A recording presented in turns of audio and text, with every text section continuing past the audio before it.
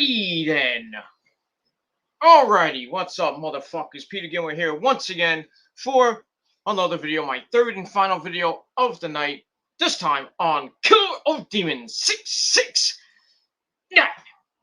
Thank you all for watching. Make sure you like the video, hit that subscribe button down below, and subscribe to my other channels, which are down below in the description box. And as always, friend me on Facebook, follow me on Twitter and Instagram, and share this video all over the internet. And don't forget to tap that bell, turn on all my notifications so you never, ever, ever miss an upload. If you do, well, you miss out, motherfuckers. And that's all I gotta say. Pretty much about that. So if you're new here, thank you for watching. Subscribe to my channel and my other channels as well, all down below in the description box. Give the video a like, give it a thumbs up, and share it with your friends all over the internet. Don't forget to tap that bell, turn on all my notifications so you never miss out on a video, and leave a comment in the chat. Act a fool, do whatever you want, or you can send me a comment after the video, when the video is up, or what you can also do is hit me up on social media. Send me a comment or a DM on Facebook, Twitter, or Instagram. And that's all I gotta say about that. And we move on from there. All right, ladies and gentlemen, on this late Friday night, time to rock. It's come out at night, but it is what it is. Anyway, thank you all for watching. Hope you had a great Friday. My Friday sucked, but still made the most of it. It is what it is, and that's that. Weekend is here. The first full weekend of August is here. Hopefully, you all have a great weekend. Whatever you may be doing, be safe and drink responsibly. No. And all that good stuff. So have a great weekend, everybody, and that's all I gotta say about that. If you're a Met fan, your weekend's starting really crappy. What else is new with this fucking team? What else is new? Mets were in first place for almost 100 days. 100 days, the Mets were in first place. The largest lead they had was, I believe, 4.5 or 5.5 games over the Phillies and the Braves. And since the All-Star break, the Mets have gone to shit. They got no pitching, injuries galore. I mean, with their best pitcher, DeGrom, not coming back till September. Syndergaard may not be coming back at all. So I think he got a setback today. So I don't know if Syndergaard is coming back at all this year. I think they shut him down for the rest of the year. So another year without Syndergaard. So I think they got to ship him out because he's basically damaged goods. So Thor is going bye-bye from the New York Mets. Stroman pitched enough. He pitched okay. But then after that, it was just like, forget it. It was done. The bullpen, once again, fucked it up for the Mets. And that's pretty much it for that. Harper had a 2-run bomb, making it 4-1. Mets got a run in the ninth on a Villar home run. Nobody gave two shits. So another game that the Mets have lost. And now the Mets, they have lost first place. So basically they gave first place to the Philadelphia Phillies right now. And probably about to give second place to the Atlanta Braves because the Mets are now a half game out of first place in the NL East. There are 3 games over 500 and dwindling fast. Braves won tonight. JD's Braves won tonight. Whoop-de-doo. Over the Nationals, who stink. Even though they're still kind of in it, but it is what it is. So the right now the Phillies have first place by a half game over the Mets, 1.5 games over the Atlanta Braves, with about 50 some odd games to go. And Phillies got a tough streak coming up. They got the Dodgers coming up on Tuesday. Just check the schedule here. Yeah, the Phillies got the Dodgers at home and then Cincinnati at home, which is not. Well, the Dodgers are going to be a hard series for them. Cincinnati, could go either way. Then they go to Arizona for 3, then San Diego. They should sweep Arizona because Arizona sucks. San Diego right now is hurt. They're hurting right now. Tatis, that big showboat, overrated piece of shit. Fernando Tatis is injured right now, so the Padres are kind of struggling right now. So we'll see what happens with that. The Mets got 2 more against the Phillies, and they come home from Washington, and then they go on the road for 13 games against the Giants and the Dodgers, and you can say goodbye to second place and third place, and they'll probably be in fourth place by the time SummerSlam hits. I'll tell you that right now. There is no way this team is going to come back and be in first place after this. They got Washington on Tuesday at home. Then they got 3 against the Dodgers at home. Then they go to the West Coast to play the Dodgers and the Giants. Starting on August the 16th, they're in San Fran for 3 games. Then they go to Los Angeles for 4 games, and they come back home for the Giants again. Then Washington to round out the end of the month, and they got a game on the 31st against Miami to start September. So right now the Mets they suck. They suck. This fucking team fucking sucks. I swear to God, they suck. I didn't know this was gonna happen. You knew when DeGrom went down again, and we all thought he was gonna come back like this week, but then he had more problems with his forearm, setback, more inflammation in his forearm. So I was like, okay, they're gonna put him down for 2 weeks, and now he's gonna have some rehab starts. He's gonna have like at least 2 or 3 rehab starts, which is gonna end August, and then he's gonna come back September 1st or 2nd or whatever, probably by Labor Day. Syndergaard I think had a setback. What else is new with him?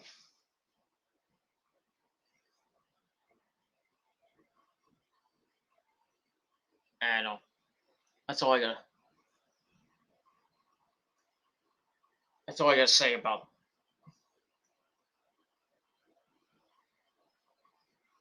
That's all I gotta say about.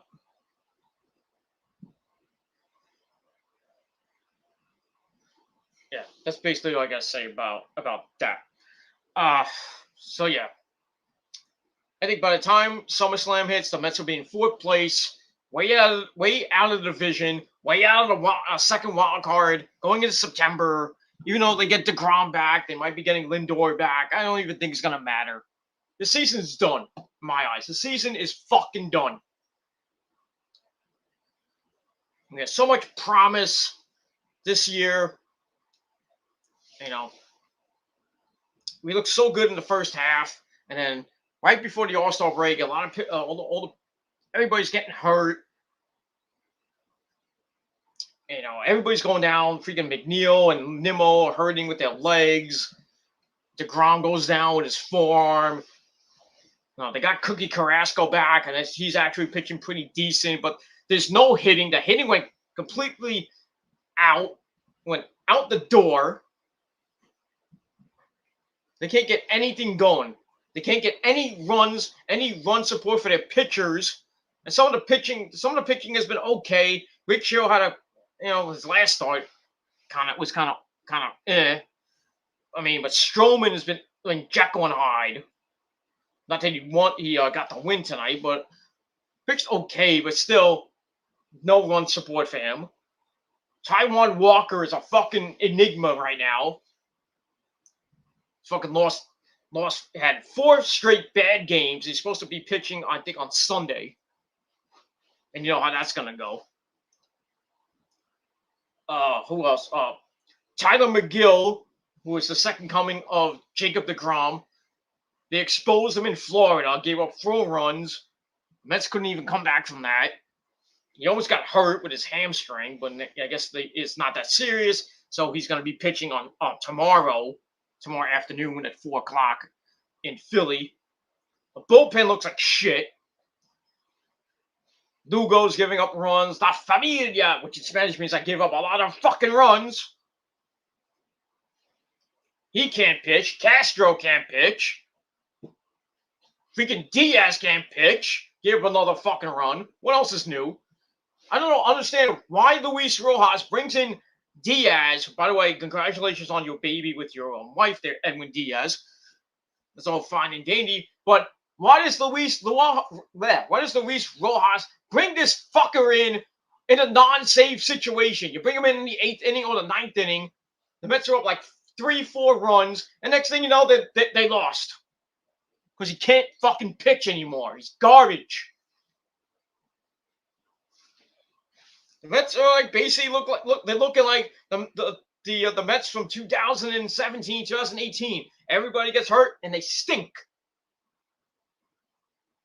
No hitting either. Freaking Alonso's getting cold. Conforto fucking really needs to go. I'm sorry for all you Conforto fans. He needs to go. It's over for him. This is his contract year and he's playing like shit. Get him out. Bring in somebody that can actually fucking hit and fucking pitch. That's all I gotta say about that. Nobody on the team is hitting right now. We get little spurts here and there, but that's it. The last couple weeks, they just stunk. How do you lose 2 or 3 from the Pirates, and then you get bombarded by the freaking Phillies?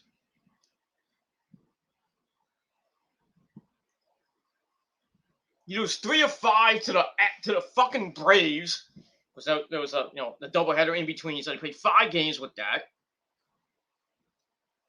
At least you won 2 or 3 from the freaking Toronto Blue Jays, and then after that, something just flew out of my mouth.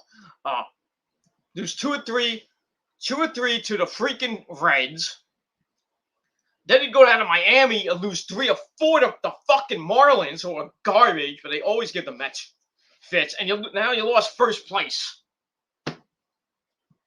I mean, you want to lose second place too? Let's go.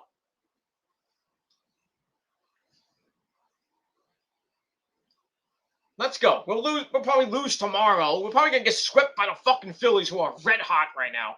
6 in a row. They're just going berserk right now. Feels like the reverse of 2015 when the Mets were chasing the Nationals, and they won so many games in August after that, and then they went on to win the division, and then went to the playoffs, of course. Feels like the reverse of 2015.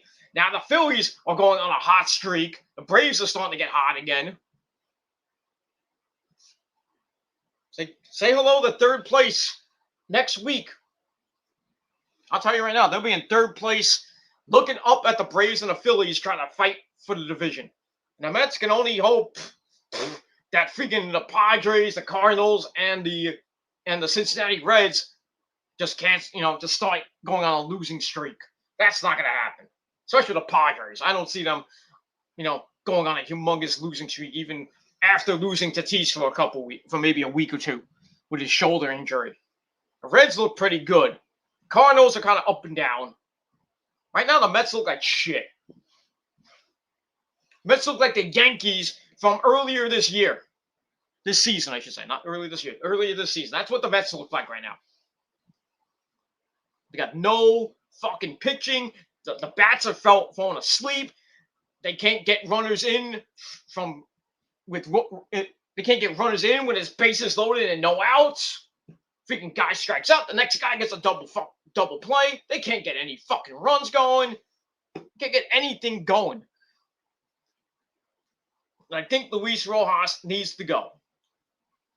He looked like he was about to be manager of the year for what the Mets have been doing. They were in first place for so long. All the Met fans are like, yeah, this is the year. We're going to go to the playoffs. We're going to win the division. Blah, blah, blah. No, so we don't look like we're going to win the division right now. There's no way right now. I know we got 50-some-odd games. Anything can happen in the next 50-some-odd games. But we got to start winning. We need to go on a run. I mean, now. I'm saying tomorrow afternoon, we need to wake the fuck up. McGill needs to fucking have a gem tomorrow. And Walker Sunday, he needs to get his fucking head out of his proverbial ass and pitch a fucking game. And the bats need to fucking start waking up. I'm sorry. But next week and the week after that, and probably almost the week after that, the Mets are going to be in 3rd or 4th place. There's no way we're going to beat the Dodgers. No way. There's no way we're going to beat the Giants. We'll probably get swept by the Giants and the Dodgers in those 13 games. Because we have no pitching. Stroman's garbage. Walker's garbage. Hill is like up and down. McGill is starting to, people are going to, thanks for the free view, by the way.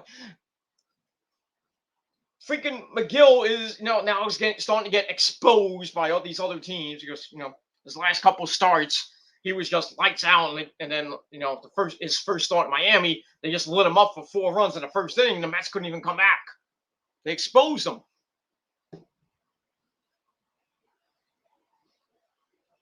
It is what it is. Now the freaking Yankees are getting red hot. The fucking Yankees are getting hot because they got Gallo, they got Rizzo. Freaking Stanton's starting to actually wake up from the dead. Basically, the Rizzo Gallo show now in New York City, in the Bronx, with the Skankies and everything. They're starting. They're like really close to the second wild card right now. They were 1.5 before. I don't even know what they did tonight. I'm gonna look, but I know the Phillies won, the Braves won tonight, so they're 1.5 back from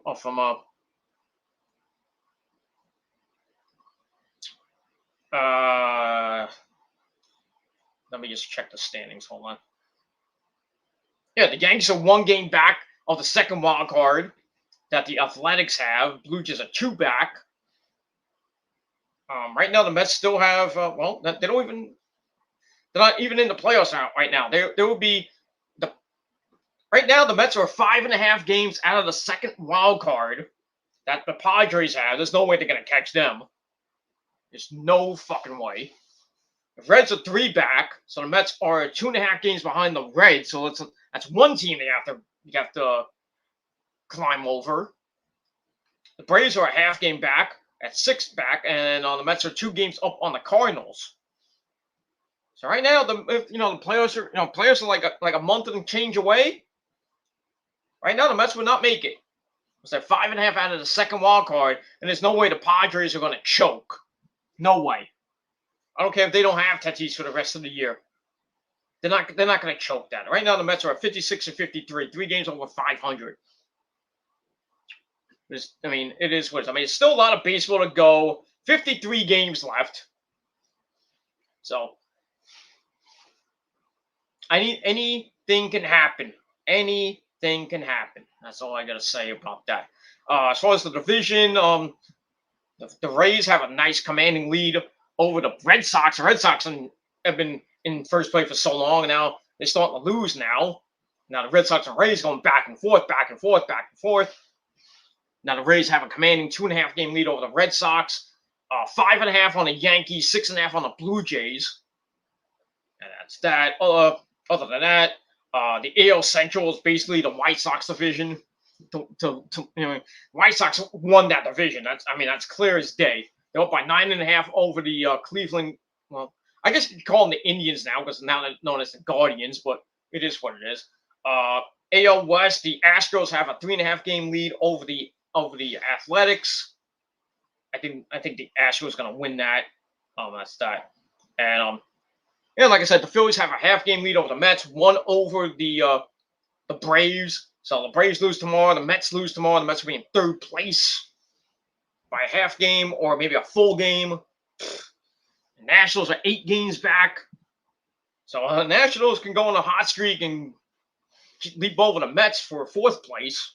Boy. From worst to from first to worst, the Mets are going right now. Even though the Marlins are 10 back, but it is what it is. The NL Central, basically the Brewers division, the choke. Brewers up by 7 games over the Reds. Basically, they won the division right now. Just counting down the days to their NL Central title. As far as the West goes, the Giants have a 3.5 game lead over the Dodgers. Padres have a 7 game, a 7 back. So one of them is going to come out of the come out of there. I think all those 3 teams are coming out.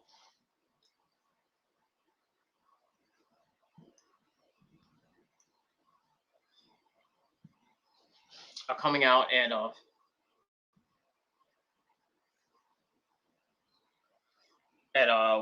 I can't even think. Yeah, they're coming out of the NL West, and probably all 3 of them are going to be in the playoffs, along with the Brewers, the Phillies, and the Phillies, and that's it. But we'll have to see the next 53 games what's going to happen with the Mets and the Yankees. Right now, the Yankees have a good shot to make that second wild card, maybe the third, maybe the first and second wild card. They're only 2 games up on the 2 games back of the Reds. No, excuse me, the Red Sox, I should say. Let me go back to the division. Hurry, I said go back to the division. Thank you. Yeah, they're 3 games back of the Red Sox for the first wild card. That usually is the first wild card gets the home advantage. It is, like I said, it is what it is, and that's pretty much it. Yankees won tonight in 11, 3-2 over the Mariners, who basically they own. Mets lost, like I said, 4-2. Red Sox lost 12-4 with the Blue Jays. It's what it is. JD's Braves won 8-4 over the crappy Nationals. And even Marlins lost. That is what it is. And that's it. So Mets need to fucking wake up, and it has to start tomorrow. I think Stevie Cohen needs to go in that locker room and fucking slap each one of them in the face. Say, go ahead. Wake up!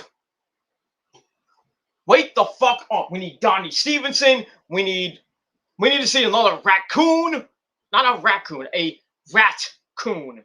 No, half raccoon, half rat. You know what I mean. We need another raccoon sighting.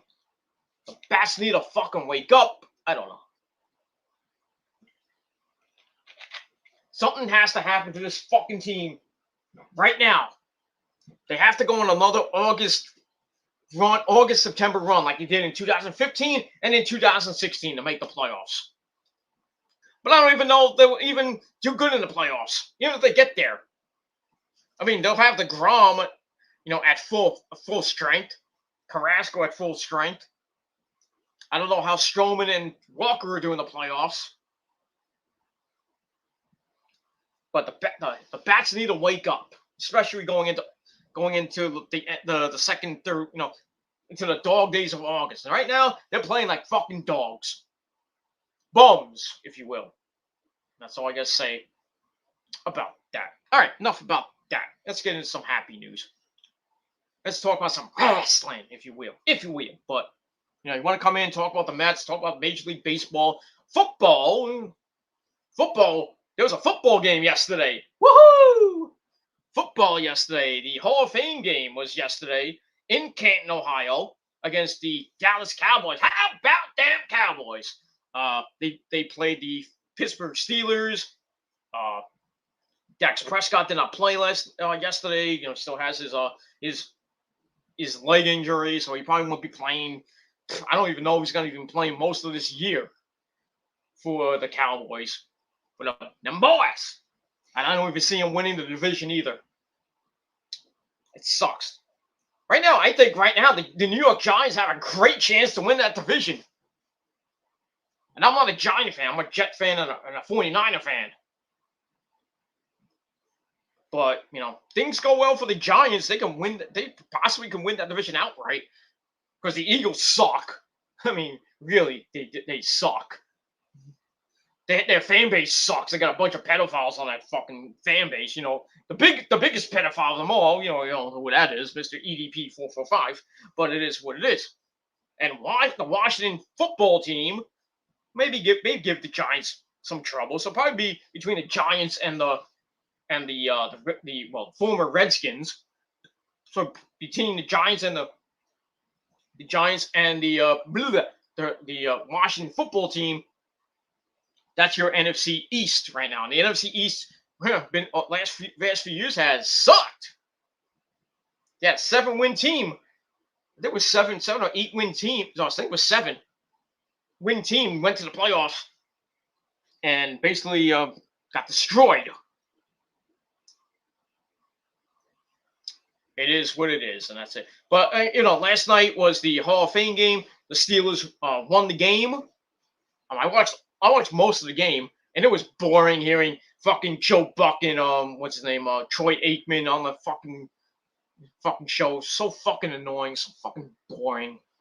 I cannot watch a game with Joe Buck announcing, even if he did baseball.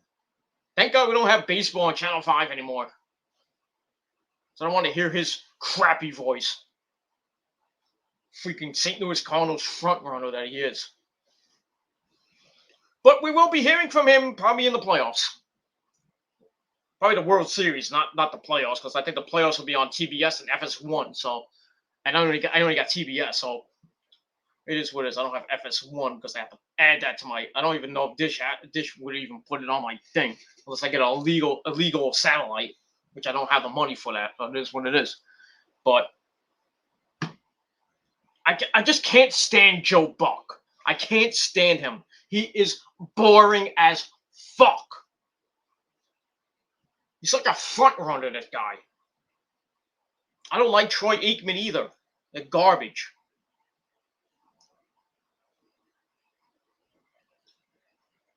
And even the Sunday night guys, Al Michaels and Chris Collinsworth, I can stand them, but they're actually way better than freaking Joe Buck and Troy Aikman. They're way better. Way better. Not like the days when you had Pat Summerall and John Madden. No. When you had Pat Summerall and John Madden on a Fox game, I don't care who it was great. John Madden with his insight and everything, and Pat Summerall, with his great play-by-play and everything.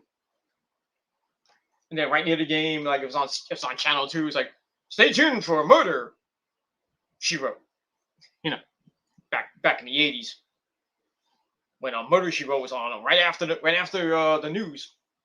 Oh, was it the news? No, I think it was right after football, right after the post-game show, I think it was. They went right into Murder, She Wrote. Ooh, we hit him with a bat. It is what it is. I got a free preview of HBO Max and HBO and Cinemax. Sadly, there's no Skinemax right now, but it is what it is. That's what porn is for. It is what it is.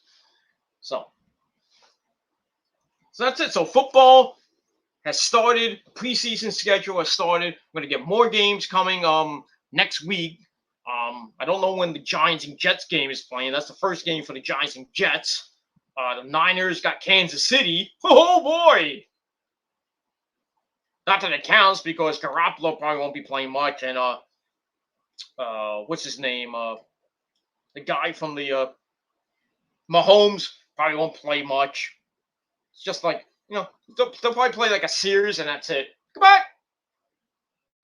They're on the bench watching the game. And then we got probably Trey Lance probably play maybe a quarter, maybe the second, maybe the third quarter. Then whoever is the third string quarterback will play. Right now, the Niners have some injuries going. Bosa's hurt again. D Ford's hurt. I think Quan Alexander's hurt now. Oy, we don't need this. We don't need fucking injuries in freaking preseason. But hopefully, I think it's not that serious injury, so they should be back by week 1. So just take the rest of the month off to heal up and get ready for some kick-ass football. And I want to see the Niners put some fucking people in the dirt. I'm talking to you, Brady. I'm talking to you, Rodgers. And I'm talking to you, Mahomes. Even though we don't play you this season. But if we do in the Super Bowl, I want your fucking ugly ass in the fucking turf. And I hope you break your ankle. Fuck you. Fuck all three of you. Especially Rodgers. Rodgers fears the Niners, by the way. Brady fears the Niners. Brady knows he fears the Niners. And thankfully for the for the Saints, they don't got Drew Brees anymore. Thank you. Goodbye. Thank you. Come again. That's it. But Niners is still in the probably one of the best divisions in football, the NFC West, with the Arizona Cardinals, who always gives them fits. The Rams with Goff and everybody, and the Seahawks with Russell Wilson. They're still deadly. It is what it is. It's going to be a big dogfight for the NFC West this year. Big dogfight. I think the Niners, if Garoppolo doesn't fuck around, I can see the Niners getting maybe 10, maybe 11 wins, going 11 and 6, make the playoffs maybe as the NFC West champion or as a wild card, one of the wild cards. Well, we'll have to see. I don't know, but we'll see. Because football's coming back. Jets and Giants this weekend. I don't know what day it is. I hope it's on the weekend so I can go down. I can go to my parents' house, watch the game. My dad and start laughing. Even though it's a Jet game, but Jets kind of suck. But it is what it is. Even if the Jets win, it doesn't really matter. I'm not gonna laugh, but it's a preseason game, so it doesn't really count. I'll laugh when the Giants lose to Denver in week 1, but they're not. The Jets are probably going to get destroyed in week 1 to Carolina. And the Niners got the Lions at home. Lions, hold on 1 second. My ass and my balls hurt. I'm sweating on my ass. Because I should put a towel underneath this chair. Because I sit down and doesn't matter if I have my shorts on or I have my boxers on. Freaking sweating up the wazoo. But it is what it is. It's because it's kind of hot in here. But I got the fan on, so I'm kind of cool because my ass is on fire. My balls, everything. Gotta protect the balls. Anyway, let's move on. All right. So we got a couple people in the chat. They probably left now because I was talking about football and we want to talk about wrestling. It is what it is. All right, got my good buddy Chase. How you doing, Chase? He says, "What's up? What's up, Chase? What's going on with you?" And no, Chase is not my side piece or side guy. He's not. He doesn't hold my hand. I don't have to go to him for all this shit. All this shit. Oh, kick him. Blah, blah, blah. You had your chance to talk on Chase's stream. I was like, oh, let him in, blah, blah, blah. And then you said nothing. And then I said, kick him out. Get him out of here. He's not going to say nothing. Kick him out. So, that's the way it is. So, you got proved wrong. So, take down your channel, asshole. That's all I got to say about that, Mr. Niggers. No, I didn't say the N-word. I said Nick-ers. I said it really fast, but it is what it is.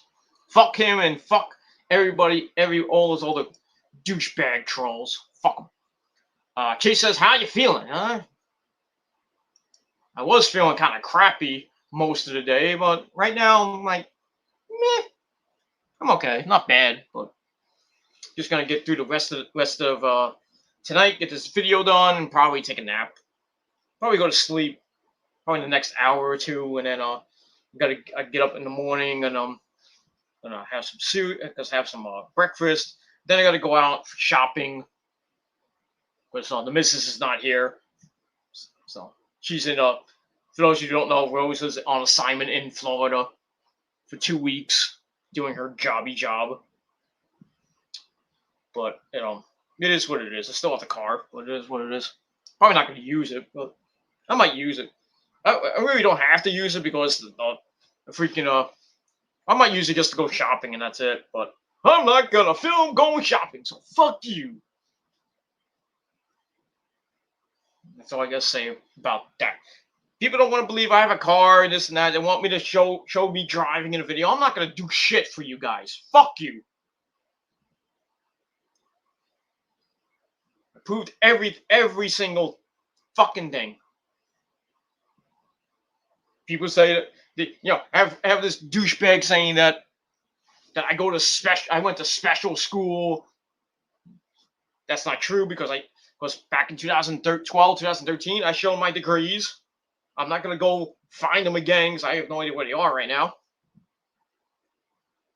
So you have no proof I went to special school. So fuck you, because I went to the top two colleges in the Northeast.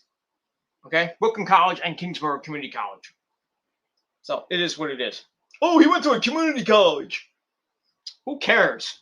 Still, both of them were in the top 5 best colleges in the Northeast. Go look it up. Not special schools, best fucking schools. And I did pretty well for myself in those 2 colleges. Did pretty good. Almost a 4.0 in both schools. But it is what it is. That's all I gotta say about that. So I'm not gonna go find my degrees and show them just for some schmuck from Jersey, who's not really from Jersey, I bet. But it is what it is. Then he makes fun saying I'm a Make-A-Wish kid because I got picked out of the crowd by In This Moment. They picked me out because I'm a Make-A-Wish kid. I mean, really? Do I look fucking retarded to you? Do I have cancer? Or maybe I should just call John Cena and he'll make me call him up for. It's like, I'm a Make-A-Wish kid. And John Cena's like, I love the children, You have no proof, dude. You guys, these fucking trolls have no fucking proof about I'm a Make-A-Wish kid. Get the fuck out of here. You have proof. Yeah, okay, I want to see that. I'd love to see that and laugh.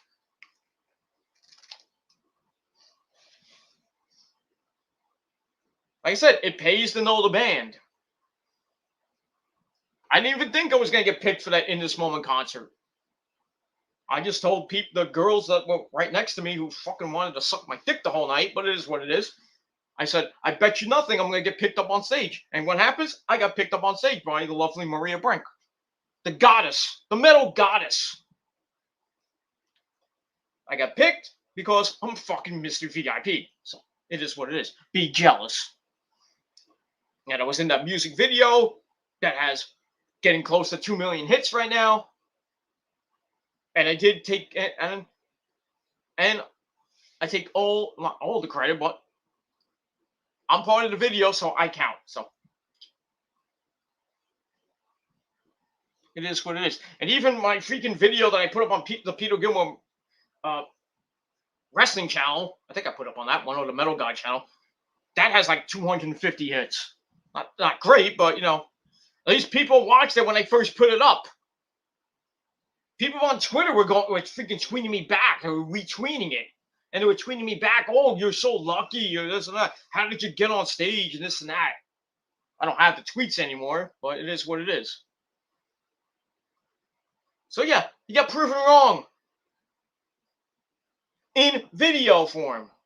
I don't have any like visual proof, but it is what it is. That's all I gotta say about that. And all the other people that think I'm the P word, they say they got all this information, they got chat logs and all this shit. It's bullshit. It's complete bullshit. There is no way. There's nothing. You guys got nothing. Oh, I'm gonna get justice for Shauna and Ashley. No, you're not, because they're fake. They're fake. And they came from freaking a fake Facebook page. Clear as day, I did not use that picture back in 2015. And there's no way you can't prove that either. There's no way. You have to like go way back and try to find all those freaking things from 2015. And you put it in a court of law, they're like, oh, we don't know. It's not going to work for you. So it is what it is. So keep slandering my name. Because karma's going to come back and bite you more than it's going to bite me. So fuck you, man.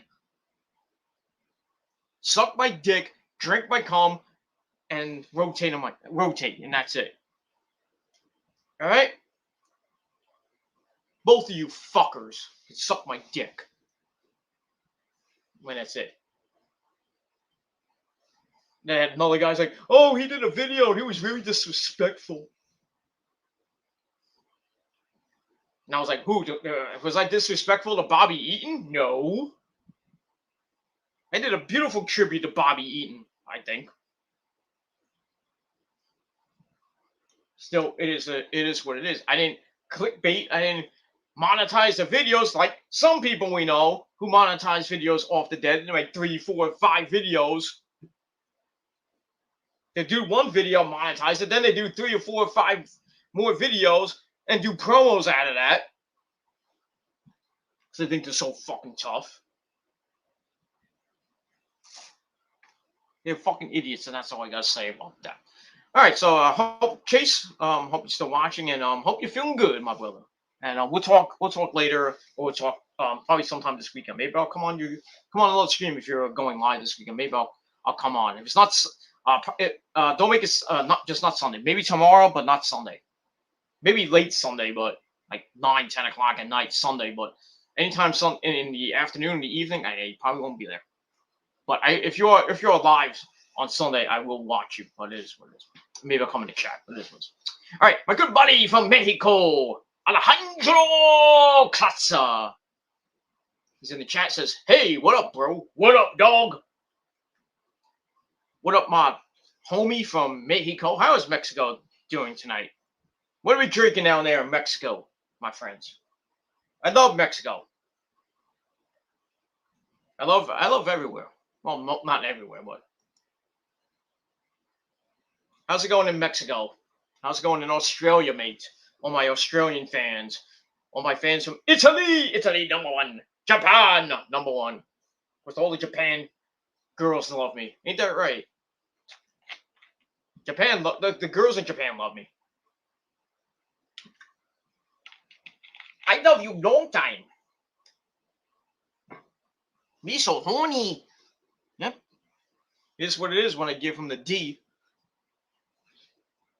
Give him the big, long D, the vitamins, and the milk. And they keep coming back for more. Just like all you trolls, moms, girlfriends, and aunts and grandmas. But it is what it is. I'm a MILF, I'm a GILF fucker. But that's all I gotta say about that.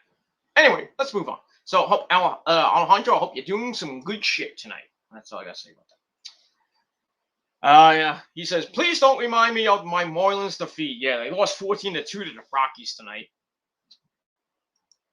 I feel your pain, man. My team lost 4-2. We're out of first place. First time this whole year.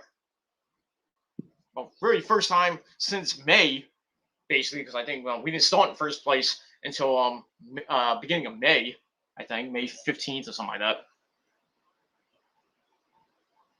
Yeah, so I feel your pain, dude. Mets are falling off that cliff, if you know what I mean. Just about to splat on the ground. And all their brains and organs just splatting all over the floor. Yeah, they're basically half dead now. But it is what it is. Yeah, the Marlins, yeah, it is what it is. Hey, at least you beat my Mets 3-4. You always give my Mets fits. And we got more games against you guys. I think I said 21 games left between you. Out of the 53 we have left, 21 are against the Nationals and the fucking Marlins. That's great. So we should beat if the Mets would wake up, we can beat you 18 out of 21. But it is what it is, and that's that. All right, let's move on. All right, speaking of the Smackdown, I'll take and I will be talking about Smackdown in a minute. Speaking of the Smackdown, I take second place with the NXT thing. What do you mean by that? Take second place with the NXT thing? Anyway, by the way, speaking of NXT, check out my my last video, my second video tonight, talk about the NXT releases tonight. 13 people got released, and big names were Bobby Fish, Bronson Reed, Leon Ruff, and Mercedes Martinez. Those were some of the big names that got released tonight. And well, they got 30-day non-compete clauses, so they can't wrestle until the end of August. The beginning of September. So September the 6th, they can go wherever they want. Impact, AEW. I can see Bronson Reed appearing on the Dynamite right at the first Dynamite after All Out. I can see that because I don't think he can't really be at All Out because his non-compete clause does not end. I think that, but it is what it is. But we'll see. I think Bronson Reed's going to go to Impact, or he might go to Ring of Honor or AEW. But it is what it is, and we'll see what happens with that. Other than that, everybody else, Mercedes Martinez is probably going to Impact, or she's probably just going to retire. He's done so much for the women's division in the Indies so far. So I mean, going back to the Indies, I really don't think that'll happen. Got some money that I need to use. So I'll just do that, and we'll move on to it. Just check something. Okay. All right, so that's pretty much it for that.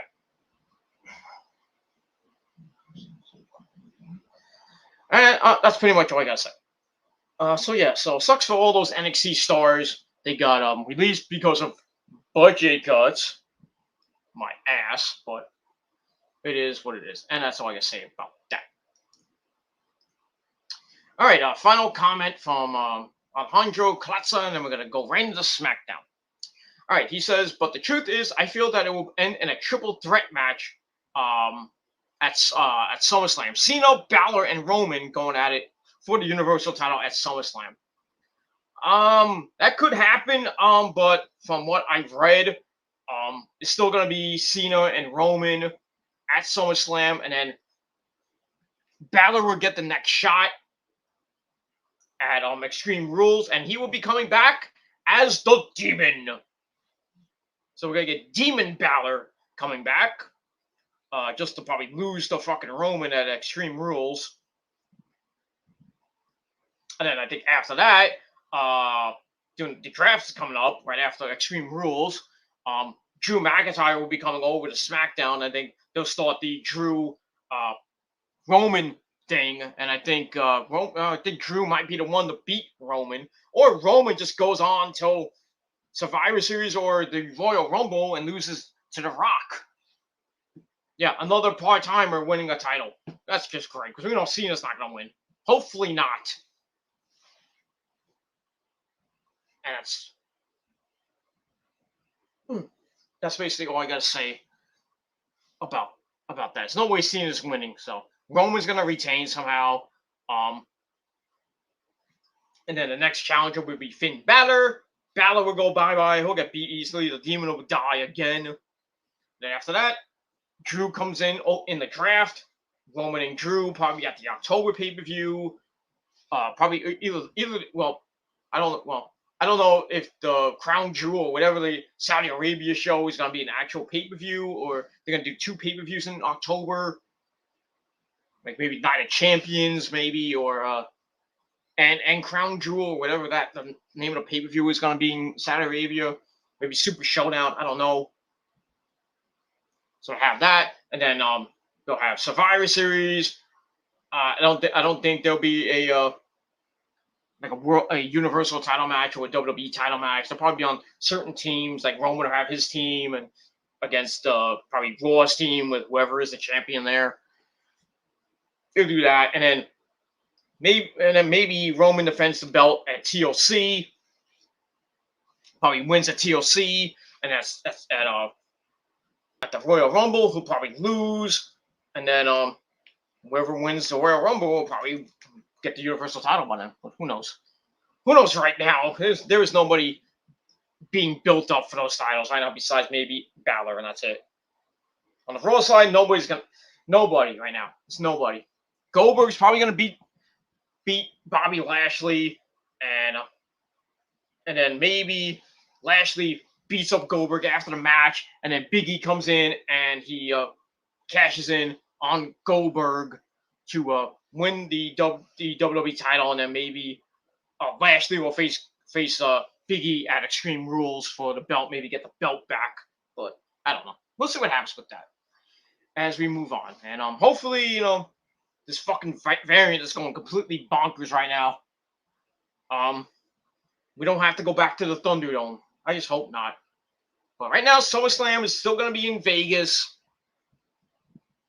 I think all the other shows that are coming up are going to be in the arenas, but they have certain protocols now, which, that's okay. People got to wear their mask, and there's like a lot of people still in the arena, so you run the risk of COVID-18 and the Delta variant and shit like that. But so hopefully they can get people in for AEW in Pittsburgh. Raw in Orlando's got certain restrictions for the arena in Orlando at the Amway Center. I don't think Milwaukee the following week for AEW will have restrictions. All Out will have restrictions in Chicago at the I don't even know if they're going to be at the Allstate Center or where they're going to be. I know the United Center is going to have some restrictions, of course. Madison Square Garden is going to have restrictions galore for their show on September the 10th with Raw and SmackDown, the Super Show. And I would assume if things go status quo,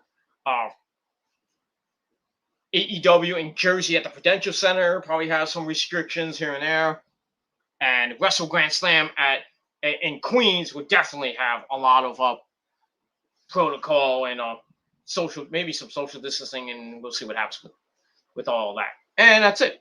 So we'll see what happens between now and August, or not August, well, now and September the 22nd. We're about a month away, about 8 weeks away from that. So hopefully nothing happens. We don't go back to lockdown or back to phase 1. Just go back to the same fucking shit we did back in March of 2020. April of 2020. Where we just sat on a fucking ass and couldn't even go out. Couldn't go to a restaurant. There's no restaurants open. Not many restaurants open unless you were an essential worker. So going back to that. Wearing masks, doing social distancing, washing your fucking hands, and this and that. Now that most people got vaccinated,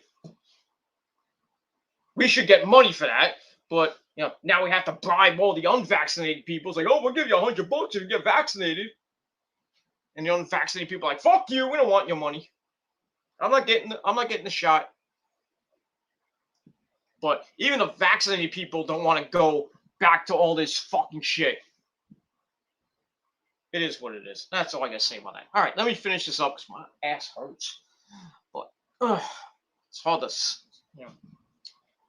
to be on this chair. I've been on the chair for a while, but I was on the couch before, and I can't really. You don't want to see me on the couch because you can't see me. But it is what it is. Because you like to see my sexy face, don't you, ladies? But it is what it is. All right, let's get to SmackDown really quick, and then we'll call it a day. That's all I gotta say about that. All right, so SmackDown tonight kind of was what it was. What it is. They're still formulating SummerSlam a little bit, so we've got 2 shows coming up for Raw and SmackDown, and NXT as well for NXT 36. That's going to be a huge weekend. August the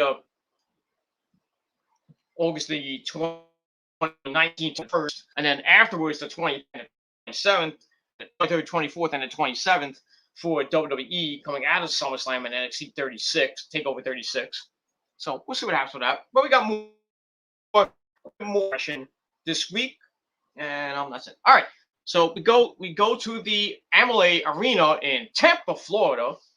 We have a packed house of the WWE Universe there. As always, we got Pat McAfee and Michael Cole on commentary. We're gonna find out why she attacked Bianca Belair last week. Also gonna hear from Roman. Cena was not on the show tonight. even though he was in video packages and shit, but not physically there unless he was there he was there doing a that nobody gave two shits about. But I can expect the SmackDown rating to be really low, very bad this week. What did it do last week? What did it do last week? 1.8, 1.9, I think. Somewhere around there. I think we did 1.8, 1.9. I could probably say that SmackDown is probably gonna do about 1.7, 1.8. But we'll see what happens with that. All right, let's get into it. Let's not waste any more time. All right, so we start off SmackDown, with the Syndicate. The fans are in the arena. The music, we hear the music of. I'll have my shirt. Sasha Banks. Bam! It's flash time. So it's the boss. The boss comes out. Sasha Banks looking hot as always, because she's my fourth wife, of course. She has to look hot for me, but it is what it is. Fuck you, Mackenzie, but that's all I gotta say about that. Anyway, Sasha comes out, talks about how she attacked Bianca Belair last week. We see a video about her coming back down after basically 3.5 months off, just to get her mind right after basically getting beat up at SummerSlam night 1. So she took some time off. Took a couple of months off just to be with me. But it is what it is. So see the return, and then the betrayal, the beatdown after they won the match between Carmella and Zelina Vega last week. We saw Sasha turn, hits the backstabber, then puts her in the bank statement, not once but twice, and made her tap, and that's that. So anyway, Sasha says that Vega wouldn't exist without her. She's the best of all time, and that's basically that. She's like, I'm not going to win the belt. Blah, blah, blah. All right. Then after that, we get the music of Bianca Belair. She's Bianca Belair. She plays with her head. That's not really her hair, but she's Bianca Belair. It is what it is. So she comes down the aisle and tells Sasha that she kind of praises Sasha for being one of the greatest ever, but she's not the reason I'm here. The reason I'm here, she says, she tells Sasha, if you want the title at SummerSlam, come and get it. If you want to come and get it. Yeah, Selena Gomez thing. I keep hearing that song in my head. It's on the commercial. It's on different things. I'm like, come on, stop it. Anyway, so basically, Bianca's like, if you want my belt, come and get my belt. Then after that, the lovely Zelina Vega comes out. She's like, hey, well, tells Bianca's like, well, you never answered my challenge, so I want to. It's like, you can have your match with Sasha, but I want my match tonight. And then we see Sasha on the announce table, like, oh, you want to fight her? What he was gonna say, Bianca? What are you gonna do? Freaking Pat McAfee going like this, looking at Sasha's sweet ass cute Pat McAfee. Michael probably doing the same thing with his tiny little cock, but it is what it is. So anyway, Bianca's like, all right, Selena, you want a match? You got it. So basically, Selena faces Bianca, and the winner of that faces Sasha at SummerSlam. So we'll see what happens with that later on. So I gave that first segment 2.25 out of 5 stars. And we will move on from there. And that's pretty much it for that. All right, then we go to the back where we have the Mysterios, Rey Mysterio, Booyaka Booyaka, and Dominic Mysterio, Booyaka Booyaka. They're talking, and Rey's like, you gotta keep your head in the game. Why did you ask for a match with Jey Uso? Blah blah blah. We're gonna, if we lose all momentum and all this is all strategy going into going into SummerSlam. We're gonna get our belts back and everything. So Rey tells Dominic to keep, with everything, because we got a title shot, but we got to, I want to go into SummerSlam, with the motivation, with with the advantage and this and that. We can't afford to lose right now because we'll lose all the momentum and shit. So I was like, okay, Dad, you win this, you win, Papi. That's it. So we'll see Uso and Dominic coming up right after the break. So I gave that segment 5 out of 5 stars, and that's it. All right, then we get the match number 1, Jey Uso and Dominic. We had Ray at ringside for his son, and we had Jimmy Uso for his brother Jay. So I'm gonna get more of this coming over the next 2 weeks before their SmackDown tag title match at SummerSlam, which I think the Usos will retain. I really don't want to see the Mysterios win. I really don't. I'd rather have the Usos win and then the Street Profits get it right after that. And we'll talk about the Street Profits in a minute. But anyway, match was okay, almost and like an 8.5 minute match. Could have went a little bit longer. So I'm looking away in the corner to start. He adds a beautiful drop kick after that. Then he hits a springboard wrist lock, and wrist drag, or just takes him up, throws him down, takes Jay down, but Jay gets back up to hit Dominic right in the face with a super kick, and Dominic gets knocked to the outside, manages to jump back in for a drop kick through the ropes. I don't know how you do that, but okay. Jay gets sent to the gets on the apron, and Dominic hits a sliding sunset flip bomb, sending Jay hard into the barricade as we go to break. We come back. We see Jay, as always, the heels come back during the break. We see Dominic fighting back. He comes back, gets a drop kick, which sends Jay face first into the corner. So 619, he hits it. Jimmy tried to get involved, but he got involved during the match. And then Ray tried to stop it, but he got acknowledged by the referee and everything. But anyway, Dominic fights back, hits a drop kick, so hits the 619, and then Ray jumps off the steps and takes out Jimmy with a seated senton. Jay comes back with a super kick right in Dominic's face. Then he quickly goes up top, hits the super flash. 1, 2, 3. Jey Uso gets the win over Dominic. Match gave 2.25 out of 5 stars. Nothing great. We'll probably get Ray versus Jay. Hey, that rhymes. Rey Mysterio versus Jey Uso 1-on-1 next week, and then probably something on the go home show on August the 20th. And we'll see what happens with that, and we'll move on from there. So, like I said, 2.25 out of that. And we'll see what's next for the Usos and the Mysterios going into next week. And that's pretty much it. And we'll move on. All right, then we got a recap of Seth Rollins attacking Edge last week, though we only saw that coming out of the break, which I thought was stupid production. So we see that. Then we see, Rollins beating up Edge and saying that if I can't have the Universal title shot, neither can Edge.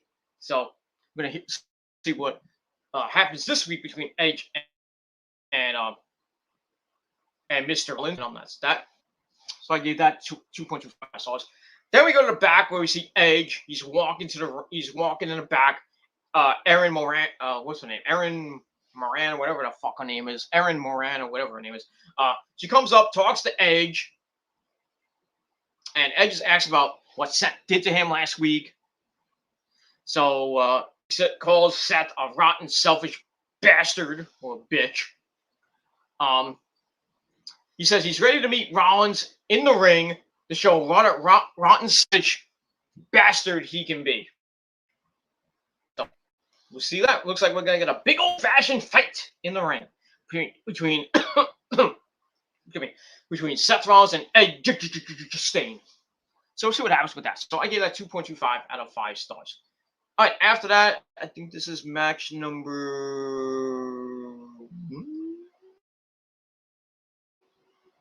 2. All right, match number 2. You hear the guitar going off, and it's Rick Boom. plays the little guitar, the little electric twanger, and he introduces his best buddy in the world, the king of Shinsuke Nakamura. And he's in a contenders match with the Intercontinental Champion Apollo Crews with his big man Commander Aziz. Ooh, I hit Nigerian nail. No, I don't know. I don't speak Nigerian, but it is what it is. This match lasts 2 goddamn minutes. 2 minutes? I mean, really, you give these guys 2 minutes? They could have just went to the bathroom and came back. The match is over. What the fuck's going on? 2 minutes? Anyway, non-title match. Rick Boogs and Commander Aziz at ringside. This match, garbage match.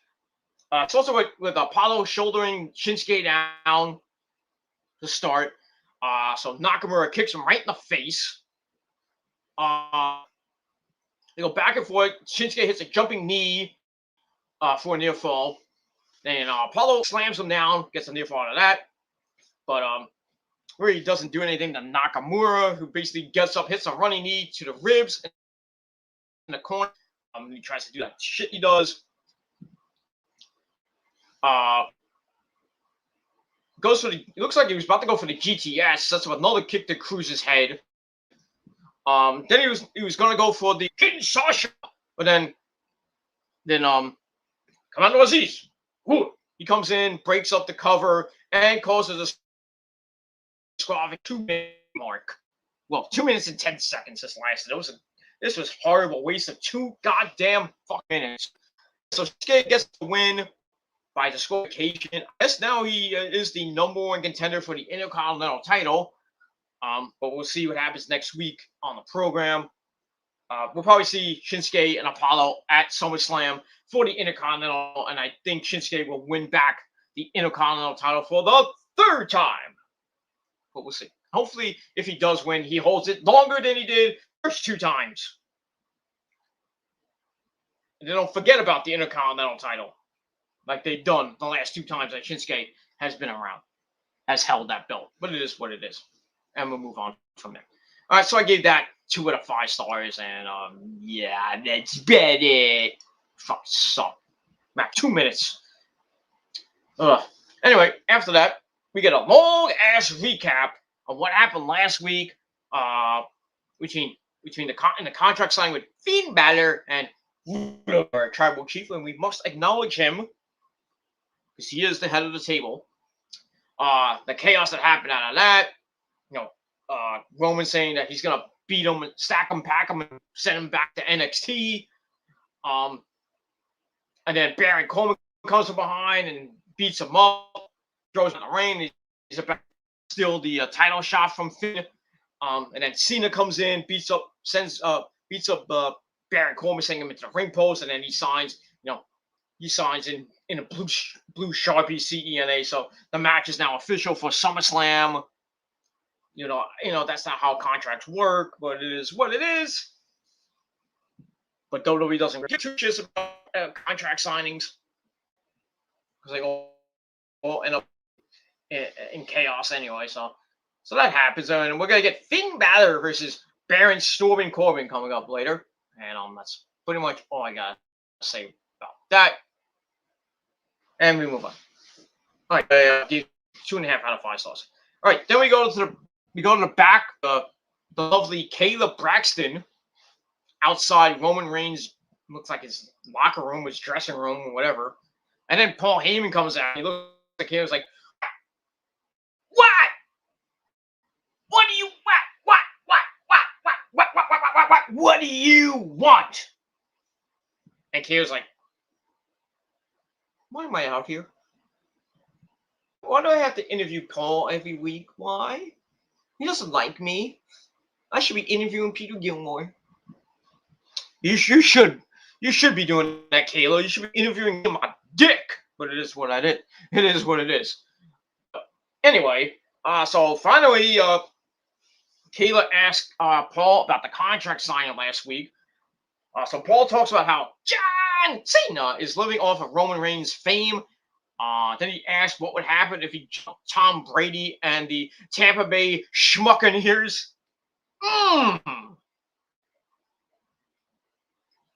Sorry for that. I have to think my ear. Yeah, Paul. That's how you. That's it, Paul. I love you, man. The Tampa Bay Schmuccaneers. Why didn't I think of that? But it is what it is. Because, the 49ers coined the term the Seattle Seacocks.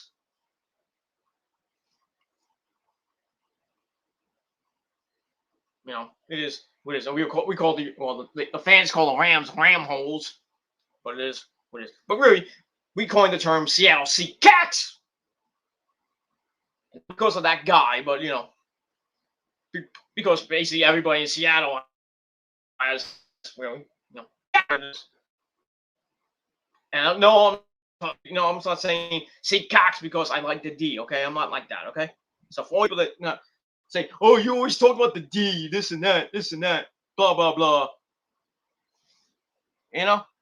go fuck yourself. All right, all these people saying that, say, "Oh, got Chase in the room."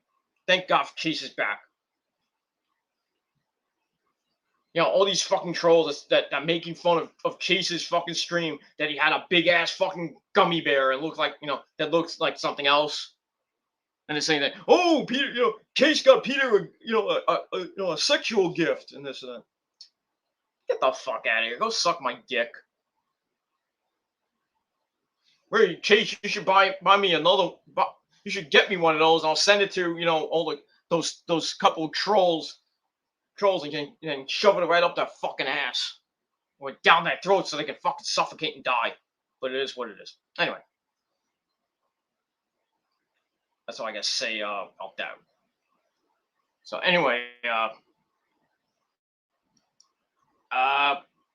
where was I? Oh yeah, talk about the Schmuccaneers. So Paul's like, what would happen if I jumped Tom Brady and signed with the Tampa Bay Schmuccaneers and got $75 billion? He says, would I get that contract? No, that's not how contracts work. So Heyman's like, I'm not in the mood to talk about this, talk about all this. So then he's about to leave, and then he runs right into Big E. And Big E has this big smile on his face, like,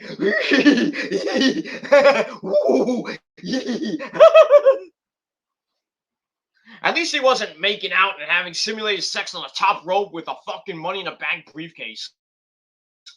I did a video of that where he's straddling the. I can't do it because I'm sitting down and I don't want to do it. He's straddling. He's like, basically making out with the Money in the Bank briefcase. The fans are like, what the fuck is going on? Oh, now Big E's push is going bye-bye. He's never going to cash in. Vince is was probably watching that in the back going, oh, that's good shit. I'm jacking off.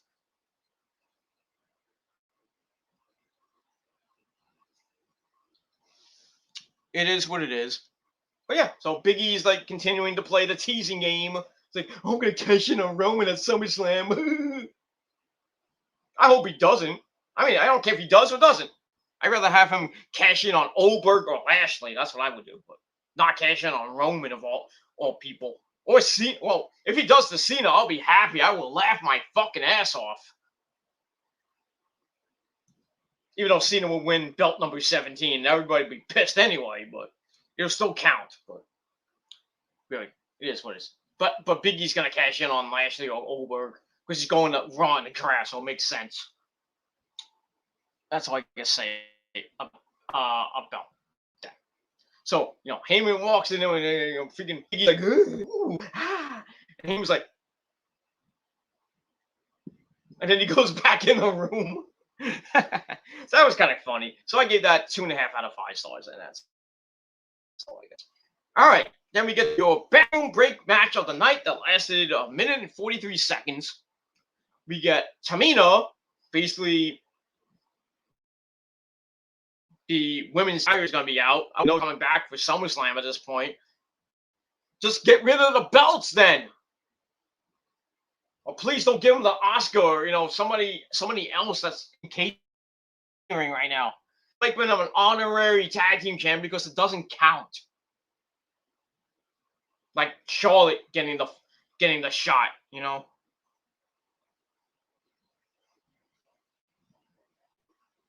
Because they didn't really acknowledge her and the women's tag team title reign. It's not even in the record books for Charlotte. So it is what it is. Anyway, so Tamina with both belts, Natalia's out. Hopefully she has a speedy recovery. We don't know when she's coming back. I doubt she's probably not coming back for SummerSlam. So you can kiss the women's tag team title match goodbye on SummerSlam unless they have something on maybe the pre-show where Tamina faces off against is it a 2-on-1 handicap match. That's what I think of that. It is what it is. So anyway, Tamina takes on Tegan Knox, who comes out with her best friend Shotzi Blackheart on her tank. That's that. This match sucked ass. Shotzi was in the corner. Tegan did a little bit of moves, but Tamina starts beating her up. Hits the Samoan drop. Oh, she's about to go. Oh, sorry. She's about to go for the Samoan drop, and then Shotzi fires her missile in the ring. Completely misses, of course, because she has no aim. It is what it is. Cause a distraction, which allows Tegan Knox to grab a 1923 schoolgirl roll-up. Well, she rolled her up, and then she stacked pinned her. 1, 2, 3. So Tegan Knox wins one half of the women's tag team champions. The second time that Tegan and Shotzi have pinned the champs, so they're probably going to be getting a title. They already have a title shot, waiting in the wings. We just don't know when it's going to happen. And I can probably bet you it's going to happen probably after Natalya comes back, which will probably be in a couple weeks. So we'll probably see that on Smackdown. Thank God we'll probably not see that on SummerSlam. Because if it's at SummerSlam, it's definitely going to be on the pre-show, and nobody's going to be there to watch. And that's all I got to say about that. So that match sucks. I give it 1.25 out of 5 stars. Just garbage, a waste of a minute and a half. And that's pretty much it. All right, then we go to the back where we have the Authority, Adam Pearce and Sonya Deville. They're talking and everything, and then Zelina Vega comes in, and basically she's like, "When is my title match?" It's like, "I want you guys to announce that my title match, Bianca Belair, is next." Blah blah blah. So Adam's like, "Well, we don't, you don't matches, we do." And then Sonya kind of reiterates that, says, "You don't make the matches, I do. So your women's title match has now been changed to a contending match, so you can earn a title shot." So she's like, "Okay, I'll play your game." She's like, "That's fine with her, but she knows both Bianca and Sasha. So why don't you just put her in a triple threat match at SummerSlam? Make it more easy." But they want, the higher what do you call it? The people that be, Vince and company, like, "We want to see Sasha and Bianca because that's gonna be good shit once again." It probably will be, at SummerSlam. I don't know if they're gonna top with a WrestleMania, but it is what it is. I think Sasha will get the win. We'll get we'll get the belt back, and that's it. And she's probably gonna hold the belt for a while. So I don't know who's gonna beat her for the belt after that. Probably it's not gonna be Selena. Bianca will have a couple of rematches and probably lose that. I think it's gonna be a returning Becky Lynch. That's what I think. If she doesn't go to Raw, but I think Becky's gonna go to SmackDown to be with her husband, a man that can't pull out a 2. Seth Rollins. Cena can't pull out a 2. He can pull out a 2 because he kicks out a 2 every time.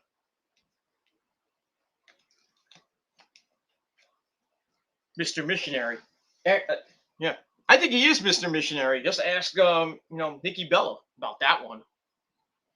Who knows what they do in the bedroom, if he's he's on top, or freaking Nikki finally turns him over and or John's a beast and fucking fucks her in the ass. But it is what it is.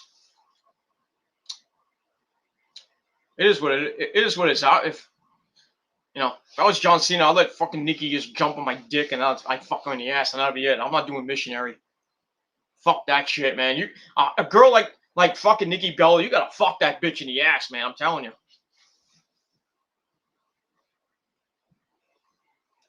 It is what it is what it is.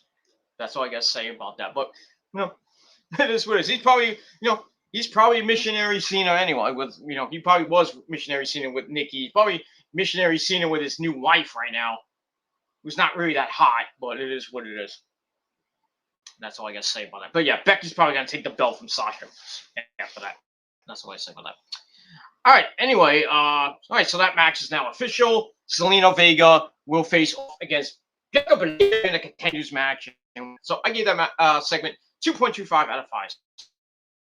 All right. Then we go to the ring. We have the music of Edge. On this day, I see clearly. I'm not gonna sing the whole song, but so Edge Stain comes out. I wish Edge would. I mean, I like Edge's themes. I mean, the first theme was all right. Then he changed to "Never Gonna Stop" by Rob Zombie, which was awesome, an awesome theme. And then he changed up to what is it's been for the last 10 years or so, last like 10, 15 years. Metalingus by Alter Bridge, but it is what it is. Sometimes you gotta change up, but it's a good song, but maybe it's time for him to change it up a little bit. I mean, it's like hearing for the last 15, 16 years. It is what it is. I know Punk's coming back when he signs with AEW. When he first comes back, he's gonna get Cult of Personality. We've been hearing that basically. Well, in Ring of Honor, we heard that for a couple of years, and then he had for 3 years in 3 years in WWE. And that was it. So now he's gonna get it back. I mean, great song, but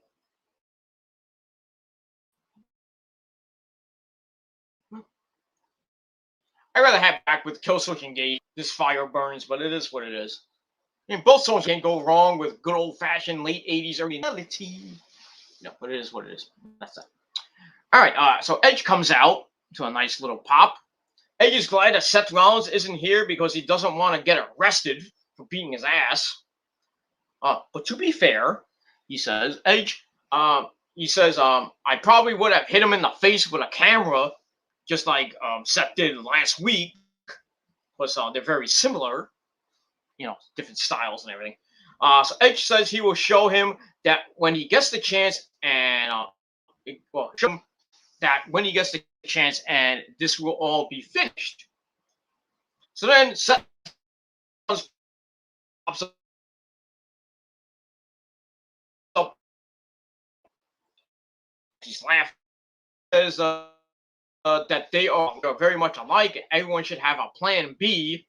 Remember that whole thing where the Authority, it was the Authority going against the Shield, and the Shield won the ring weight, and then Triple H's like, I always have a plan B, and then Seth Rollins turned on Rollins and Moxley, Rollins and Ambrose before he turned to Moxley. That's plan B. So Rollins like, everyone should have a plan B. So Edge is like, interesting. I have a plan B. And he's like, I'm going to challenge you to a match. First time ever at SummerSlam. So fans going nuts, like, yeah! We all knew that was going to happen anyway, like 2 months ago. So anyway, Rollins laughs again. It's like, I'm not going to, that's for you. Yeah, SummerSlam. He's like, so he says, who wants to know what happens when he stomps on a neck that has been fixed 3 times?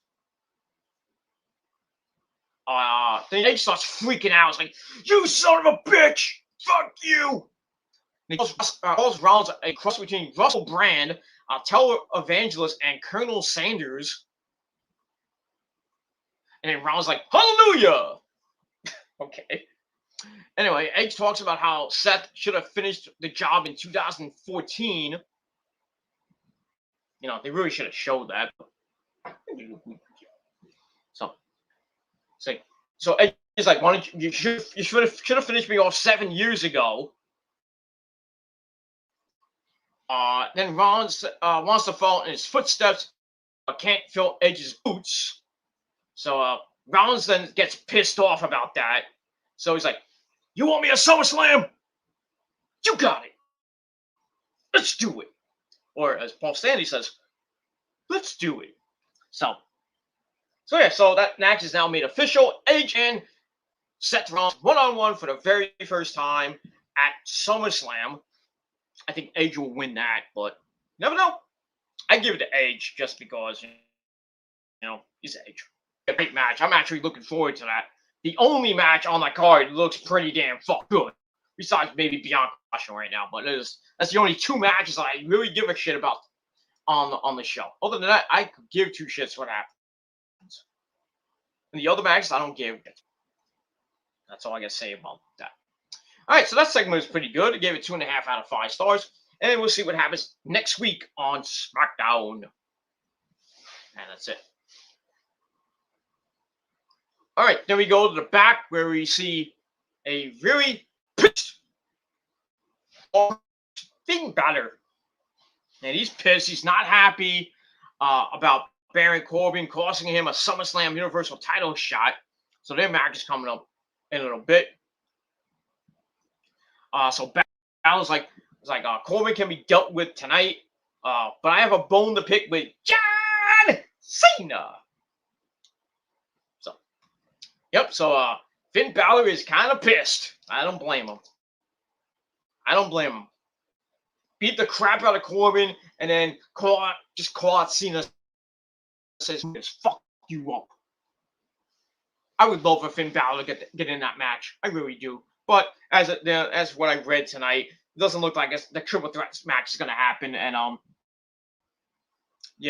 Demon Balor is coming back at Extreme Rules, and I'm probably going to lose that one too. So makes no sense to bring him back just to lose. That's that. All right, so I gave that 2.25 out of 5 stars, and we'll move on from there. All right, then we get to our next match. We got Street Profits, Montez Ford and Angel Dawkins. They're now back in action. They're all medically cleared. They're back in action. This is great. So, tag team action is built. Woo! 24 tag teams. That's great. Anyway, they're taking on the Dirty Dogs, Dolph Ziggler and Bobby Roode. There wasn't anything to write home about. Almost a 4-minute match. So with Montez and Bobby Roode down to start. Has to bail out of a standing moonsault. Then he hits a standing dropkick.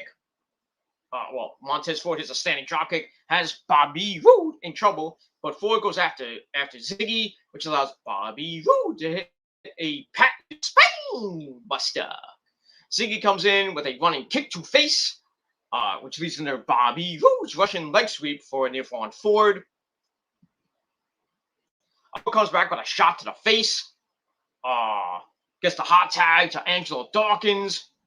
But Ziggy hits the Famouser on him for a near fall. But Dawkins comes right back with the anointment. And I think he hits the anointment on Ziggy, and then he tags in Montez Ford. He hits from the heavens. So they're now calling it the cash out. 1, 2, 3, and he hit it like boing, boom. Felt like a trampoline after he hit that. Good lord. So he hits that on Ziggy. They get the win. 1, 2, 3. Match was anything to write home about, but they get the win. They're back in the title picture. We'll see what happens with that. I think it's going to be the Usos and the Street Profits at Extreme Rules coming up in September. But we'll see what happens with that. All right, so I gave that 2.25 out of 5 stars. And that's pretty much it. All right, we're going to move on. We're almost done. Getting late here with these 2:17 right now. So we're going to finish up. We're almost done. About another 5-10 minutes. All right, then we go from there. We go to our next match. Contenders match, Zelina Vega taking on Bianca Belair. She's Bianca Belair. Not a match. Match was kind of meh. Wasn't that great. Bianca goes right after Zelina to start, but gets rolled up with a 1925 schoolgirl for a very quick 2 count. What happened there, ref? Goes, you know? Anyway, Selena gets sent to the apron, but grabs Bianca by her braids to take over. That doesn't sit well with the champ, who picks her up in a gorilla press. Then we hear the music of the bus. Sasha comes down and starts jacking at Bianca. Selena gets out of it and sends Bianca down with a right hand as we go to break. Then we come back. Bianca 25 chin, but Selena sends her hard into the corner. Then she chokes on Bianca, but Bianca then drives Selena into the corner for another break as we go to another break. Bianca then suplexes Selena down, but a delayed suplex with DDT by the lovely Vega, sending her to the floor. With Bianca on the floor, Selena tries a Hurricane Rana from the apron. Ow! So Bianca sends her. She picks her up, hits the KOD 1, 2, 3 in almost a 10-minute match. Surprisingly, this one 10 minutes, but Bianca gets the win, and obviously the win. There's no way that Sonya was gonna win. She's basically a jobber for City now. The Lana treatment. Got weak for the last 2 months now. It is what match was all right. 2.25 afterwards. Sasha looks on, and then she goes to the back. And we move on. All right. After that, we go to the locker room of our tribal chief, the Universal Champion Roman Reigns, and he's just sitting in his chair. And then Paul E comes from behind and says that Finn Balor versus Baron Corbin is next. And then Roman's like, I'm interested. And freaking Paul's like, yes, he's interested. Yes, be interested. Something like that. I don't know, kind of creepy, but it is what it is. So I gave that 2.25 out of 5 stars. And that's it. And then, that's it. I'm going to be shutting off my TV soon. Anyway, after that, all right, so after that, I think I said 2 out of 5 stars. Let me just check my time. Oh, we're good. We're definitely good. All right. After that, we get to the main event. We get Finn Balor and taking on Baron Corbin with his homeless gimmick. Balor's out with his music. Corbin comes out basically to nothing. But then they're about to start the. But then Corbin's like, whoa, give me the mic, give me the fucking mic. Like as Scott Steiner used to say. So Corbin gets the mic. He's like, I got something to say. He offers Balor an apology for last week and says, will you forgive me? And then Balor, absolutely, apology unaccepted. Beats him right in the face. But then Corbin knocks him into the corner, punches at those injured ribs. But Balor comes back, takes him down again in a hurry. Then he hits Sling Blade to drop Corbin. Then he hits the shotgun drop kick in the corner, and that's basically it. He goes up top, hits the coup de grace, and wins this match in almost 3 minutes. I don't know what these fucking quick matches tonight. I was like, I guess they want to get out of Tampa really quick. Okay. Anyway, so so Balor wins. Match gave 2.25 out of 5 stars. Wasn't anything to write home about. So Balor gets a little bit of momentum going for himself. That's that. Afterwards, Balor gets on the mic, says he wants a Universal title match he wants his match that he rightfully deserves against Roman. And if I have to go through John Cena to get there, name the time and the place. Next week, probably. We'll see. Anyway, Roman takes a sweet-ass time with Paul Heyman. And we get a break, and then they come back. Roman finally gets in the ring. They have a little bit of a chat. Roman tells Balor, talks about how he was trying to give him an opportunity. So he's like, I tried to help you. I tried to give you an opportunity, but you kept having my name in your mouth. Stop talking about me. Kind of like my name fucking mouth, perverts. Anyways, so she's like, keep my name out of your mouth, blah blah blah. So then Reigns just like throws the mic right in the Balor's chest. He goes to leave, but then goes to then Balor's like shows her right to the floor, or that pisses. And about to go at it, and the fan, there's some fans going, Cena, shut up. But as he's about to go in, so it's coming from behind, and they jump Balor, they beat him up. I forget. I think it was Jay tried to go for the superfly splash and completely missed. He hits Jimmy in the back. Balor fights back, throws the Usos out, and then Roman looks like he was going to the back, and he looks back and sees what happened. Takes off his jacket and he goes to the ring. Balor takes him down, but then the Usos about to go for the shotgun drop kick, but the Usos stop him. They start laying him out again. And then they throw him into Roman. Roman hits the Superman punch, laying him out. Then he grabs Balor, locks him in the guillotine, tapping out. And that ends the show. So the Prince goes to sleep. And that's all I gotta say about that. But it looks like that the Demon is gonna be coming back for the fall. And that'll probably be it. So he probably won't get SummerSlam. But I think that's going to be Roman's next challenger after he beats Cena at SummerSlam. That'll be next. So yeah, I would think that'll be next. Or Balor goes to SummerSlam and costs Cena the belt. Then maybe before Cena leaves for good, we'll have Cena versus Balor, and Balor and Cena going bye at the maybe at the New York at the MSG show, which will be nice. The fans in New York will say bye-bye, so long, farewell. No, hey, goodbye. Get the fuck out of here, Cena. Come back in another 12 years. Whatever. Come back in another couple of years when your movie career goes bye-bye. It is what it is.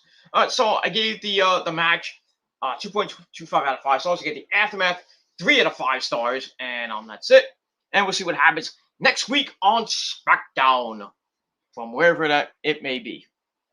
And that's all I gotta say about that. We might see Cena versus Balor next week, and maybe a contenders match. Maybe the winner gets Roman, or if Balor wins, he gets put in the match. If Balor loses, then he gets nothing.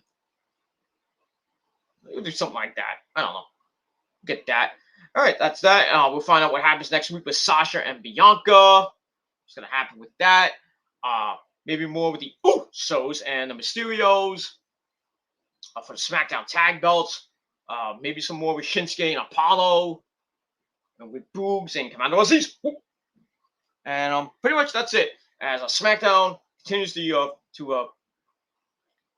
gain more, do more storyline progression. We'll probably see more on Raw this week with what happened.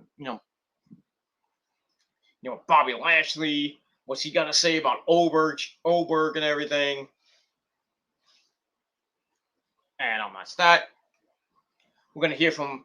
We're probably gonna have more with Charlotte Flair, Rhea Ripley, and Nikki Ashhole.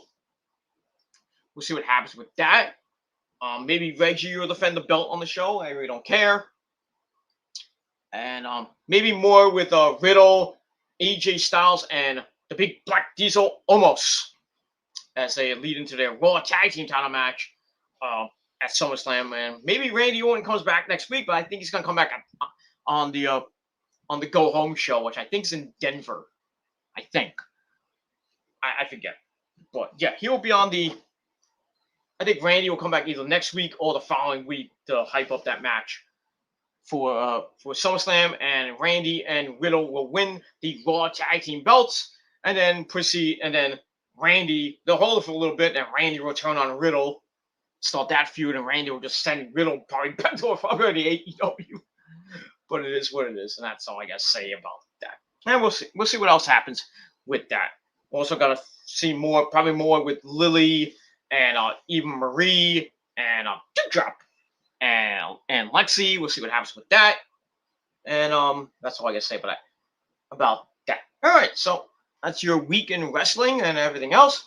So we'll see what happens on Monday Night Raw from Orlando, Florida, at the Amway Center, which is gonna be protocol. Then people gotta wear their mask, even though when you get inside the arena, they just take them off. Like, we don't give a shit. All right. I'll tell you right now, by Labor Day, they're gonna do something with in the arenas that they're not gonna have any large crowds anymore because this fucking virus is just going berserk. The variant, I should say. That's all I gotta say about that. We'll see what happens with that. And we'll move on. All right, so that's it for Smackdown. Thank you all for watching. Thank you to Chase and my good buddy Alejandro Klatza for coming in. And anybody else who decided to look on, thank you for the view. Thank you for the like, dislike. I really don't care. That's all I gotta say about that. All right, we got two more. Yeah, we got Chase in the chat. Let's acknowledge Chase for his final comments. He says, sign the contract and meet your doom. Yeah, basically. That's what Cena is. He signed the contract, and now he's going to meet his doom at SummerSlam. Same thing would have happened with Balor or even Corbin. Roman would have annihilated all three of them. But it is what it is, and that's all I got to say about that. All right, we'll move on. Last comment from Chase, and for the video, it was just a gummy. Jeez, yeah, I mean, really? But these fucking trolls think that, that me and Chase are like buddy. I gotta go to him for everything. I gotta hold his hand, for all the trolls and everything. I was scared of that fucking loser Nick Urs coming in. It's like, kick him. Even though he said nothing right away. And I was like, Chase like, who's this? I was like, just kick him out. He's a troll. Get him out. And that's what he did. Wasn't me being scared, because basically you said nothing and you got proven wrong. Again, in video. So it is what it is. I know this fucking troll is like, oh, you got scared, this and that. Kick him, blah, blah, blah, blah, blah. Still gonna call me the P word. Still want me to prove that I drive and I go to, I didn't go to special school and I'm not a Make-A-Wish kid. I'm not showing you fucking shit. Okay? I'm going to show you this right here. Right here. My double fingers up your fucking culo, if you know what I mean. You fucking bindeo. Fat fuck. I know who you are. I know exactly who this guy is.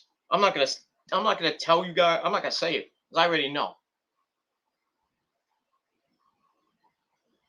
But it is what it is. Like I say, bring your fat fucking ass to Jersey, to Livingston, and get your face knocked off. But it is what it is. But you're not gonna come.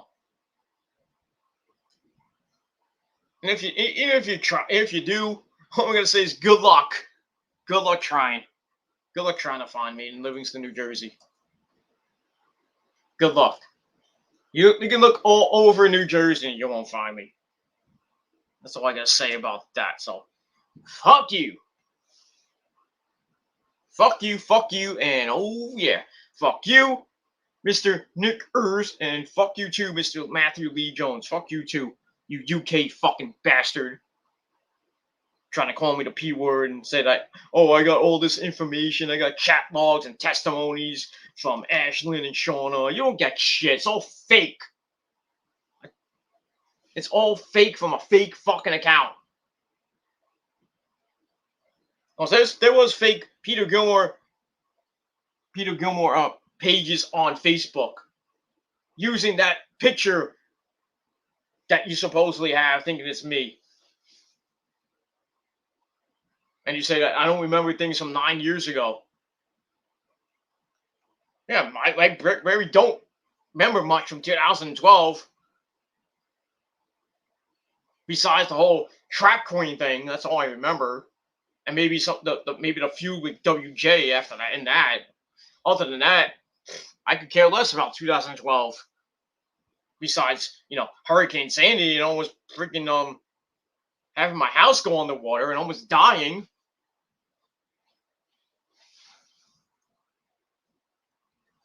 It is what it is. I get rescued by a freaking firefighters because my house was almost underwater.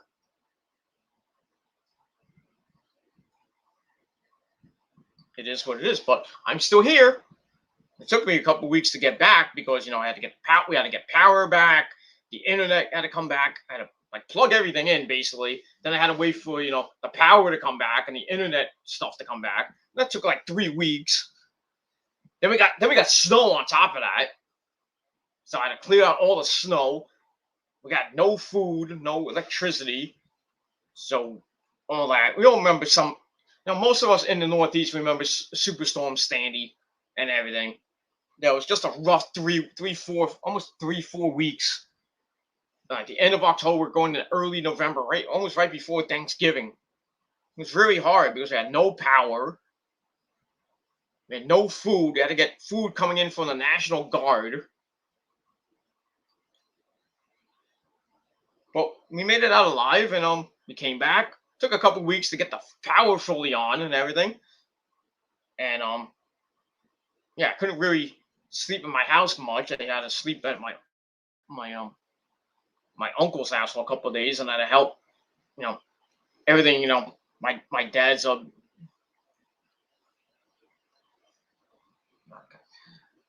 yeah, and a lot of businesses, including my dad, a lot of businesses, lost a lot of money. Their basements were all muddy, and then there was a sinkhole in one of them. It took a long time for them to get back into business. They're still getting hurt. Most of them are getting hurt. But right now, it's like, that's 9 years ago. But now they're doing pretty well. Most of the businesses are doing well. That's all I can say about that. So I do remember some things from 2012, but that shit that this fucking UK loser Matthew Lee Jones saying is basically bullshit. And if he tries to send it to UK, so he tries to send it to like anybody like Dark Horse or anybody like that, it's all bullshit. It's bullshit. There's no way I talked to those two girls. There's no way. And I know who it is. It's not his name is not Matthew. His name is something else. I'm not gonna go with who his name is. But we all know the biggest UK troll of them all. Well, we all know who that is. But it is what it is. And that's all I gotta say about that. So keep slandering my name because you know what's gonna happen. Karma's gonna come get you, and that's all I gotta say about that. All your channels are gonna go bye-bye, and that's it. Then you want to try to come get me after COVID ends, you're going to be waiting about 5 years there, my friend. And probably in 5 years, I'll probably be in Florida. So what are you going to do? Going to come all the way down to Florida? You're going to come down to Miami? Go ahead. I'll send you to Cuba in a box. Right, Nick? Right to Fidel Castro. Well, he's dead, I think, right? Fidel Castro's dead, I think, right? It is what it is. I'll send you to Cuba. Or Jamaica in a box. But it is what it is. That's all I got to say about that. So keep fucking with me. Keep fucking my friends. And that's it. Because you know what's going to happen. The prophecy will always be on top. Like, I'm on top of your girlfriend. Not in missionary position. But it is what it is. That's all I got to say about that. Because your girlfriends, they dream of me. They want to rotate on my dick. They want to get the vitamins in their ass. And the milk. They want to gog on my milk. Because you can't get it up. And that's all I got to say about that. How much power did I have? Okay.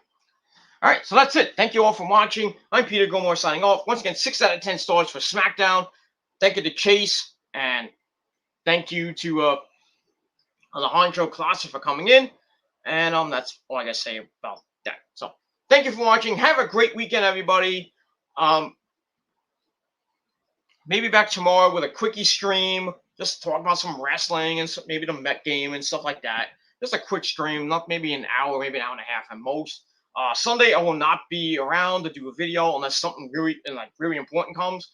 Maybe I can take some time out from being with my parents. Maybe I can go outside or something, like walk around the area and do a quickie video and then put it up and then edit it up when I get home on Sunday night.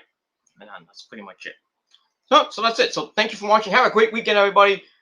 And I'm Peter Gomez signing off. Peace out, rock on, and rock hard. And if you're not down with that, I got 3 words for you. Fuck you, man. And that's all I gotta say about that. Don't forget to subscribe, like the video, dislike the video, I don't care. Leave a comment down below. Share the video all over the internet. Don't forget to follow me on social media and hit the bell. And that's all I gotta say about that. And watch my other two videos that I did earlier tonight. My video about Adam Cole meeting up with Vince McMahon before Smackdown, and my video I did just a little while ago about the NXT releases: Bronson Reed, Bobby Fish, Leon Ruff, Mercedes Martinez, and others. So check out all those videos. Give them a like, give them a thumbs up, share with your friends, and leave a comment and subscribe. And that's all I gotta say about that. All right. Thank you for watching, everybody. It's late, so if you're in the Northeast, go to bed. And that's all I gotta say about that. I think I'm gonna edit this up, go to bed, and then or maybe watch some maybe watch I don't know if I don't know if I'm gonna watch a movie, or I'll probably just watch some video I'll probably just play on my phone. Maybe watch some porn on my phone, or Asian porn on my phone before I go to sleep, and then get up tomorrow, have breakfast, and then I gotta go to shopping, and then probably come back, watch the Mets probably lose tomorrow. What else is new? And yeah, see what's gonna happen tomorrow. And on the first full weekend of August, and that's that. Counting down the final days of August, and summer is rapidly reaching an end, ladies and gentlemen. About 3-4 weeks away from Labor Day, the unofficial end of summer. Then we got 2 more weeks after that of summer. Then the fall begins right in the middle of September. So the sun's going to be going down at 8 o'clock, probably on Tuesday or Wednesday. Then probably by October we'll be going down. The sun will go down at 7 o'clock. So that's it. So yeah, the sun. So all the days of that we can stay out till like 9 o'clock and the sun's still up. Can't do that no more. Right now, the latest the sun goes down is about 8. I mean, it gets fully dark. It's about 8:25, 8:30 right now. Pretty soon it'll be about 7:30, 7:45. Probably between now and middle of September. And that's it. So enjoy the rest of your summer, guys. And it is what it is. All right. Thank you for watching. I'm Peter Gomez signing off. Peace out. Rock on. You know all that shit. And I'll see you guys next time. And all you haters can go blow me and all my friends. And that's all I gotta say about that. Kiss our asses, motherfuckers. Because you can't do anything about it. So fuck you, man. And I'm out. So that's it. I'm out.